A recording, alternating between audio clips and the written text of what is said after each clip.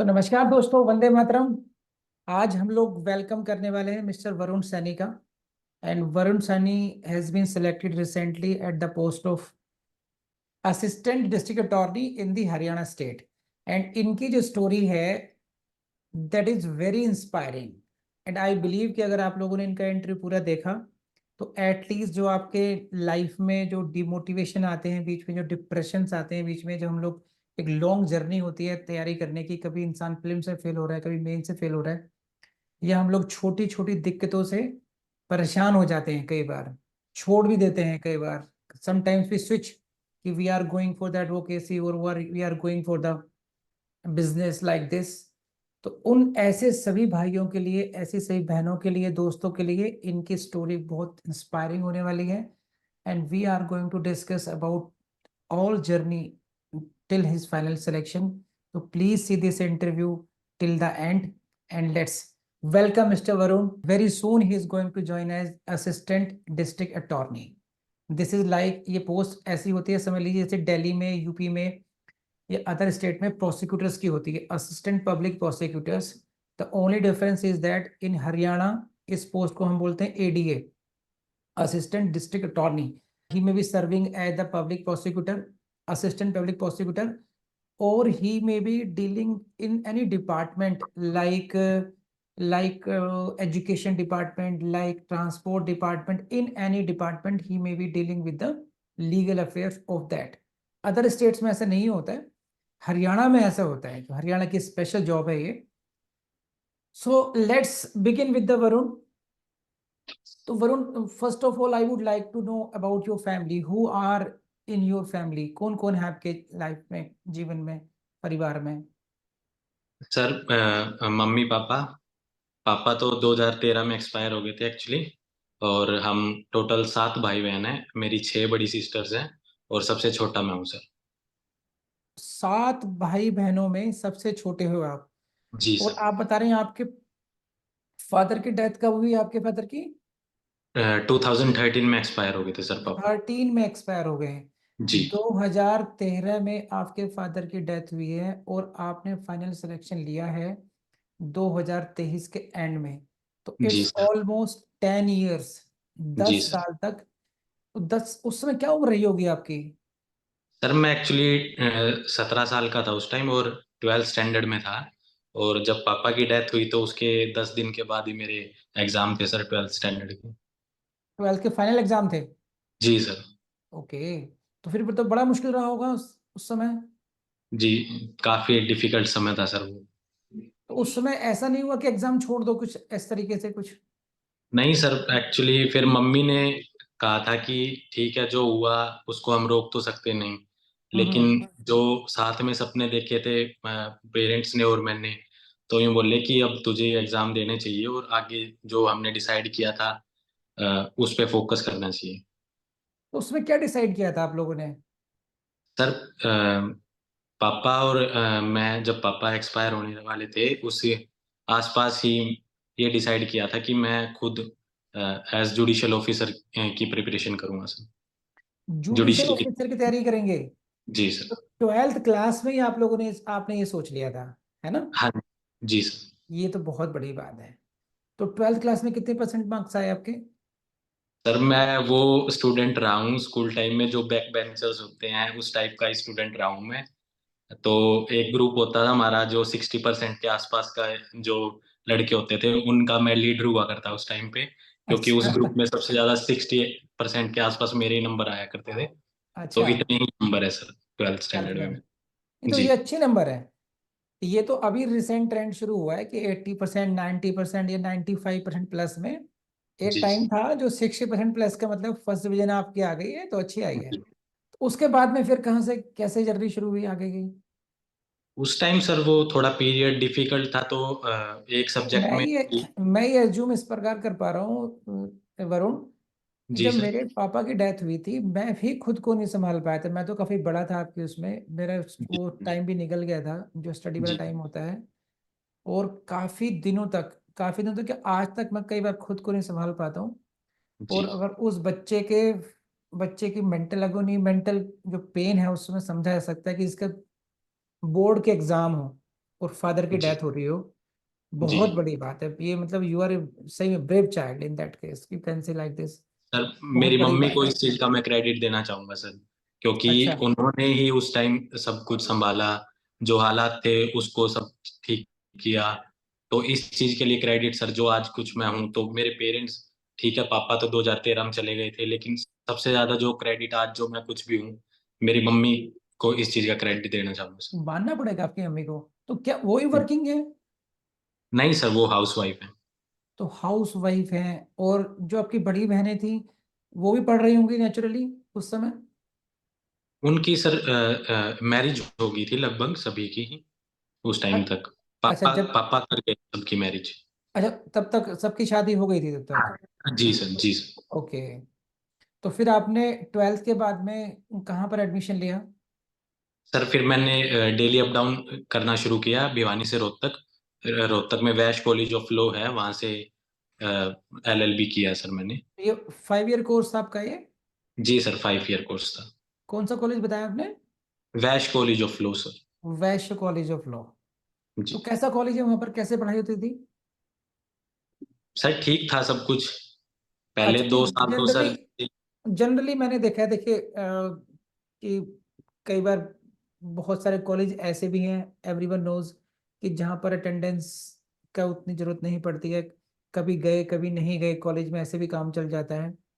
तो कुछ बच्चे जाते हैं रेगुलर, कुछ बच्चे नहीं जाते हैं, तो वो रिलैक्स रखते हैं नॉर्म्स। और कुछ कॉलेजेस ऐसे होते हैं जिनके बड़े स्ट्रिक्ट नॉर्म्स होते हैं।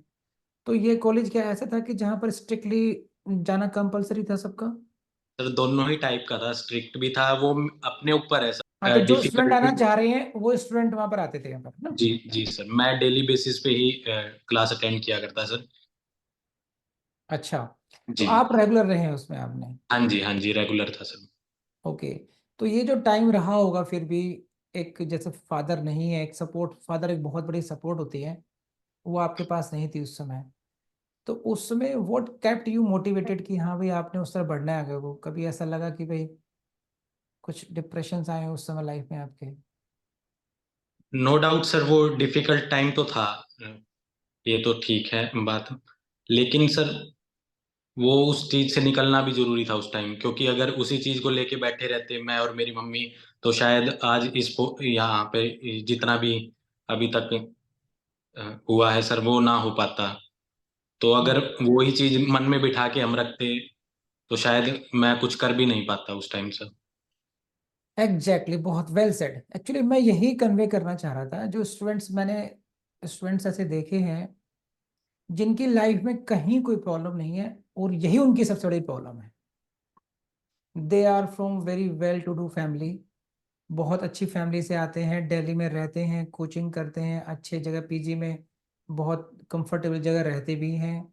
और मैंने मोस्टली ऐसा देखा है, they are non serious student. वो अपने ऑब्जेक्टिव को अचीव करना ही नहीं चाहते बस वो।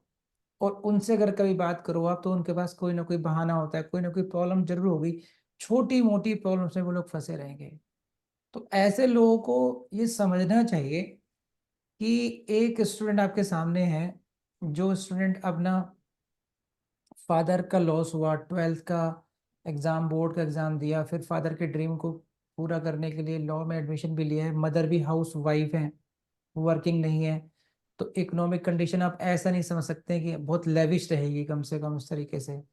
वहां से लेकर के उतनी समझदारी से आना 12 17 18 साल के बच्चे के लिए आसान नहीं होता। तो प्लीज स्टूडेंट्स, इस बात को जरूर थोड़ा सा समझने की कोशिश कीजिए कि आप लोग कितने वेल टू डू हैं, वेल प्लेस्ड हैं, और आपको क्या करना चाहिए। तो वरुण, चलिए हम लोग अपनी कहानी को आगे बढ़ाते हैं इस इंटरव्यू को। जैसे आपने कहा कि आपने वैश्य लॉ कॉलेज में एडमिशन लिया, तो वहां जी। पर क्या पोजीशन थी? वहां पर जैसे आपने कहा कि ट्वेल्थ क्लास तक तो बैक बेंचर्स वाले ग्रुप में थे, यहाँ पर क्या पोजीशन थी? कुछ चेंज हुआ या वही कंटिन्यू रहा? नहीं सर, उसके बाद लाइफ में सीरियसनेस जो होती थी वो आ गई सर। अच्छा। पापा के जाने के बाद और लॉ में एडमिशन लेने के बाद सर, तब से फिर मैं मतलब पढ़ना शुरू कर दिया सर। वरना पहले तो स्कूल टाइम में ऐसा था, कभी घर पे आके ये भी नहीं पता होता था कि बैग कहाँ रखना है, क्या है, कुछ है, बस हम्म। यही था। लेकिन जब लॉ में सर एडमिशन लिया, और स्पेसिफिकली सर जब जुडिशरी की प्रिपरेशन करना शुरू किया सर, उस समय सर फिर मैंने काफी फोकस किया है सर, सीरियसनेस क्या होती है वो सब कुछ समझा सर उस टाइम पे। तो जुडिशरी की तैयारी कब करनी शुरू करी आपने? सर 2017 में सर। 17 में ही शुरू कर दी थी। जी। और लॉ में एडमिशन कब लिया आपने? 2013 में सर। 13 में, यानी कि फोर्थ ईयर में जाकर के एडमिशन लिया शुरू की हाँ तैयारी जी। आपने। फोर्थ ईयर कंप्लीट हो गया सर, फिफ्थ हाँ, ईयर तो स्टार्ट एक साल हुआ। बचा था, 5th ईयर में किया था आपने। जी जी सर। ओके, सही है। तो ये सेल्फ स्टडी थी आपकी लगभग ऑलमोस्ट उस समय तो आपकी? हाँ जी सर, लेकिन एक वो कुसुम लॉ एकेडमी है रोहतक में, उनके जो मेरे टीचर थे जिनसे मैंने कानून का सारा नॉलेज लिया है, श्री सौरभ गोयल जी सर, हम्म। अ, उनसे काफी कुछ सब्जेक्ट पढ़े हैं सर एकेडमी पे। अच्छा, उनकी उसके बाद सपोर्ट में फिर, किया। हाँ जी हाँ जी। अच्छा, ओके ओके, वहां से पढ़े आपने। जी तो फिर एलएलबी कंप्लीट हो गई आपकी 2018 में? जी सर। हाँ, उसके 2018। बाद में फिर आपने अपियर करना शुरू किया एग्जाम्स में? उसके बाद फिर मैं सर साथ में पढ़ पढ़ भी रहा था, फिर मैंने एलएलएम भी किया है सर। अच्छा, एलएलएम भी किया आपने? जी। 2020 तक आपने एलएलएम किया होगा फिर? एक साल का गैप ईयर लिया था सर, 2019 में शुरू किया था एलएलएम, 21 में कंप्लीट हो गया था। 21 में एलएलएम हुआ ये? हाँ। उसके बाद में कौन कौन से एग्जाम दिया आपने और किस किस में क्या प्रोग्रेस रही है आपकी? सर मैं अभी तक टोटल 4 इंटरव्यू दे चुका हूँ। इनमें सबसे पहला इंटरव्यू जो मेरा था वो था हिमाचल प्रदेश जुडिशरी का सर। हम्म उसके बाद हरियाणा जुडिशरी जो लास्ट ईयर कंडक्ट हुआ था वो। हम्म। एनफोर्समेंट डायरेक्टरेट का sir, and competition commission of India का भी इंटरव्यू दिया है सर। अभी ये ओके, मेरा फिफ्थ इंटरव्यू था सर। 5th इंटरव्यू आपका फाइनल हो गया। हाँ जी सर। एक एक एक इसमें आप कंपटीशन कमीशन ऑफ इंडिया में चले गए इंटरव्यू हाँ देने के लिए। जी। और बाकी तो हिमाचल हो गया आपका, हाँ जी। हिमाचल और हरियाणा, हाँ। दो, और तीसरा कौन सा है? Enforcement directorate sir, ED. Enforcement. तो दो जुडिशरी के जी एंड 2 अदर लॉ ऑफिसर्स के आपने इंटरव्यू दिए, और 5th जी। आपका ये एडीए का हो गया जिसमें आपका फाइनल सिलेक्शन हो गया। हाँ जी सर। तो फिर भी 2018-19 से जर्नी स्टार्ट किया आपने एक तरीके से। तो विद इन 3-4 ईयर्स में अगर 4 इंटरव्यू आपने दिए हैं तो I think this is an achievement. और अब वो जर्नी आपकी आ ही गई है, आई विश के बहुत जल्दी जज भी बन जाएंगे। तो जी जी। ये इसी बीच में जो 4-5 साल रही, कभी आपने एडवोकेसी ट्राई किया क्या? कुछ समय के लिए गया था सर, लेकिन फिर मेरा वो फोकस उसी पे ही था सर, जुडिशरी की तैयारी पे ही। तो मैं कुछ समय ही गया हूँ कितने कोर्ट में। टाइम के लिए गए हो गए आप? लगभग 1 महीना गया हूँ मैं सर। ये 1 महीना? तो हाँ जी। कभी ऐसा लगा कि मुझे कुछ सेकंड बैकअप रखना चाहिए कि भाई मेरा नहीं होगा तो क्या होगा, I should have some backup like this? वो बैकअप के तौर पे सर, जब भी मैंने एलएलएम किया था, हम्म प्लान बी रखा था मैंने। एलएलएम इसलिए किया सर, और एलएलएम भी मैंने बिजनेस लॉ से किया, ताकि हम्म। अगर इसमें अगर मैं अभी अब किस्मत आजमा रहा हूँ मेरी, अगर इसमें अगर मेरा सिलेक्शन नहीं हुआ तो किसी कॉरपोरेट में मुझे अच्छे से मतलब पोस्ट मिल जाए, तो इसलिए सर मैंने एलएलएम किया, वो मेरा प्लान भी था। प्लान भी था वो आपका। तो अच्छा इसमें सर। इसमें वरुण ये बताओ, जैसे कभी ऐसा लगा कि आपका नहीं होगा फाइनल सिलेक्शन इसमें? सर कॉन्फिडेंस इतना था अपने ऊपर, अपनी तैयारी के ऊपर, और बड़े के बड़े जो हैं मेरे परिवार के, उनके आशीर्वाद पे, सबकी दुआओं पर, तो ये जरूर पता था कि सेलेक्ट जरूर होऊंगा। हाँ हम्म थोड़ा टाइम जरूर लगा सर, लेकिन इतना कॉन्फिडेंस जरूर था कि सिलेक्शन जरूर होगा। जैसे मैंने ऐसा देखा है कि स्टूडेंट्स क्या है कि खास करके जो एलएलबी स्टूडेंट्स हैं वो, उनके में कंसिस्टेंसी नहीं होती है।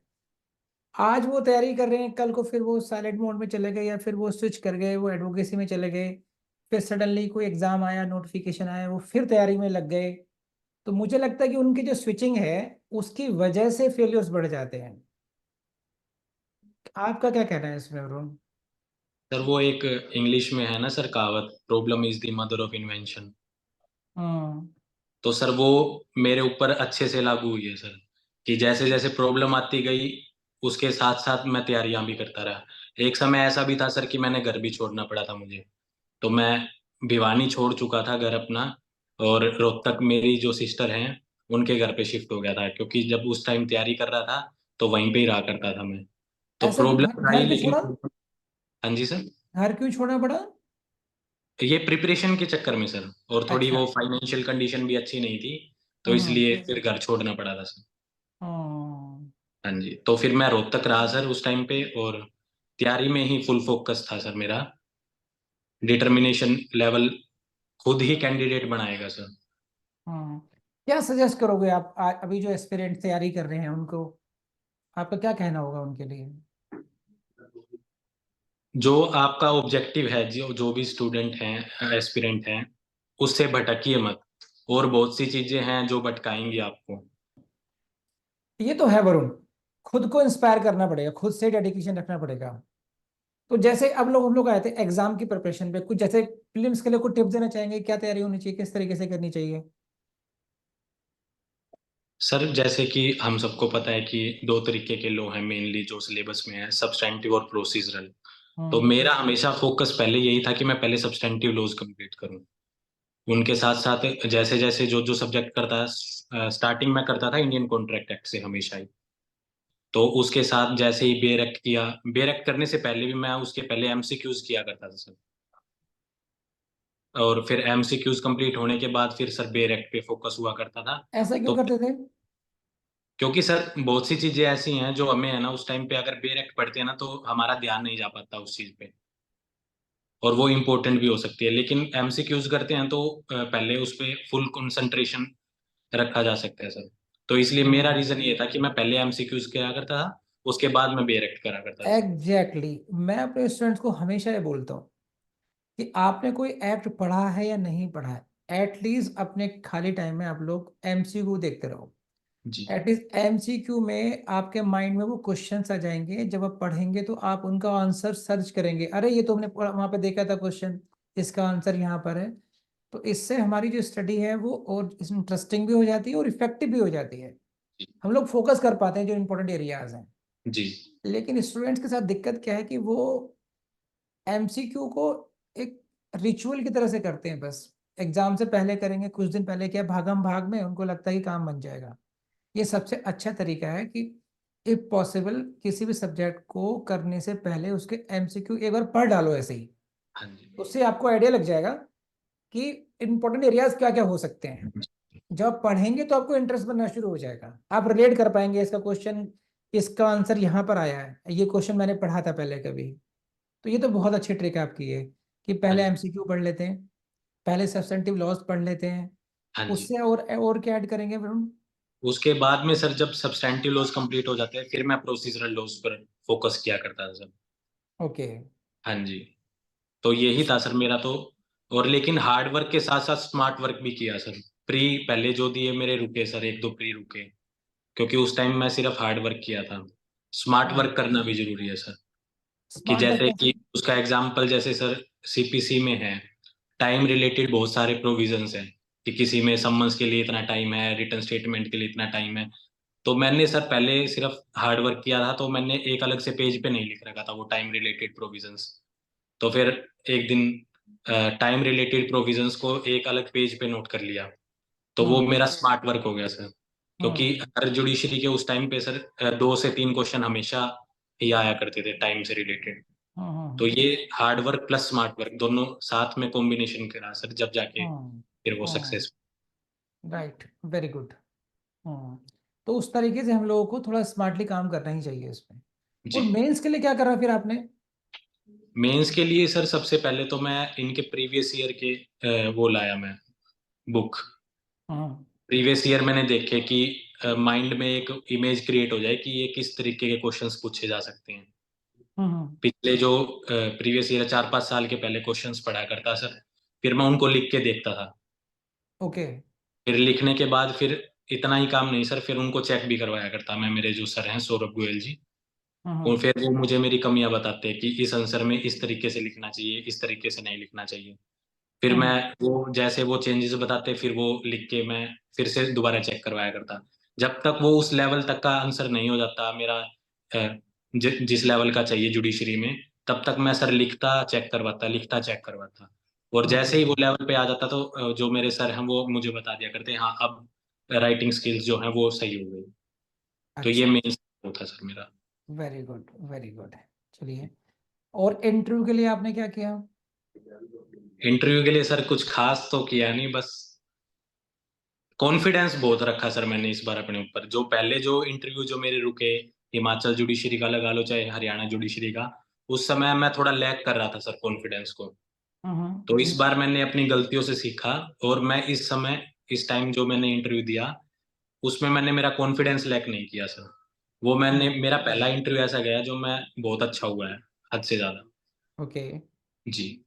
तो वरुण, आपकी इस सफलता में आप विधि जुडिशियल एकेडमी को कहीं रखते हैं साथ में? जी सर बिल्कुल। आईजीपी की तैयारी आपके यहीं पे विधि जुडिशियल एकेडमी से करी थी सर। हम्म। रोहित सर थे, उन्होंने मेरा मॉक इंटरव्यू लिया था और हम्म। उन्होंने मेरी जो अच्छी चीजें थी वो भी बताई मुझे और जो नेगेटिव थी वो भी बताई। तो वो हम्म। नेगेटिव चीजों पर सर मैंने मेरा काम किया और उससे मेरे बहुत हेल्पफुल हुई है सर इंटरव्यू। बहुत हेल्प हुई आपकी। हाँ तो जी। कहीं आपने महसूस किया जब इंटरव्यू दे रहे थे, तो आपको वहां पर उस समय ऐसा लगा कि हाँ, ये विधि की जो गाइडेंस है वहां पर हेल्प कर गई आपको उस तरीके से? ये जो कॉन्फिडेंस वाली बात थी सर और जो वे ऑफ आंसरिंग था जो मेरा, वो शायद उसमें अग्रेशन दिख रहा था उस टाइम पे जब मैं हम्म। मॉक इंटरव्यू कर रहा था यहाँ पे विधि जुडिशियल एकेडमी से। तब सर हम्म। ने मुझे स्पेशली कहा था कि इन चीजों पे आप फोकस करना, कि एक तो कॉन्फिडेंस कॉन्फिडेंस से आंसर देना है और अपने अग्रेशन को थोड़ा कंट्रोल रखना है। हम्म। और वही चीज पे सर मैंने फोकस किया तो रिजल्ट आपके सामने सर। चलो चलो, थैंक यू वरुण। बहुत अच्छी बात है, and we all are very happy Varun. Wish you thank all the best. भगवान करे आप और अचीवमेंट पे अचीवमेंट लेते जाएं, यू जी। एंड ऐसे ही आप जो बाकी स्टूडेंट्स हैं उनको भी इंस्पायर करते जाएं। Vidhi judicial academy again wish you all the best for your future. And thank you. Again thank you. We will, जब आप जज बन जाएंगे फिर हम एक दोबारा इंटरव्यू करेंगे आपका। हाँ जी ओके, जी सर। थैंक यू जो very much. Thank you sir, thank you.